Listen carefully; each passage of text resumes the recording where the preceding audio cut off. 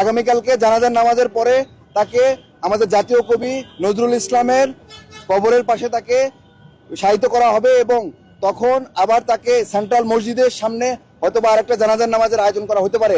আপনারা সবাই আমাদের যে সংসদ ভবনের পাশে মানিক মিয়া অ্যাভিনিউতে যে বিশেষ জানাজার ব্যবস্থা করা হয়েছে সেখানে সবাইকে উপস্থিত থাকার জন্য অনুরোধ করছি। প্রধান উপদেষ্টার যে পেজ আছে সেই পেজে মূলত আড়াইটা লেখা এবং অনেকে সংশোধন করে আবার দুইটাই বলছে। আসলে আমরা জানতে পারবো, তবে বাদ জোহর বলাটাই শ্রেয়। জোহরের দেড়টায় নামাজ হবে, তারপরে বাদ জোহরে আমরা সবাই মিলে সমবেত হব। সন্ধ্যা 6টায় তাকে ল্যান্ড করা হয়েছে এবং সন্ধ্যা 6টায় ল্যান্ড করার পরে তাকে অ্যাম্বুলেন্সে করে হৃদরোগ ইনস্টিটিউটে নিয়ে আসা হয়েছে।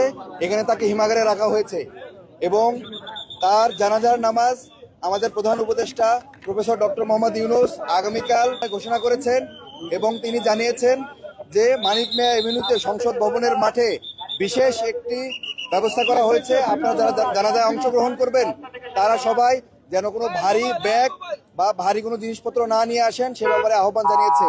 আমরা বলতে চাই, এই যে জুলাইয়ের সমস্ত শক্তি আজকে যারা একত্রিত হয়েছি, এই ওসমান হাদির মৃত্যুর মধ্য দিয়ে আমাদের বাংলাদেশ বিনির্মাণে আমরা নতুন করে শপথ নিতে চাই এবং আমরা বলতে চাই যে একটি বাংলাদেশপন্থী নতুন একটি রাজনৈতিক বন্দোবস্ত থেকে আমরা যেতে চাই।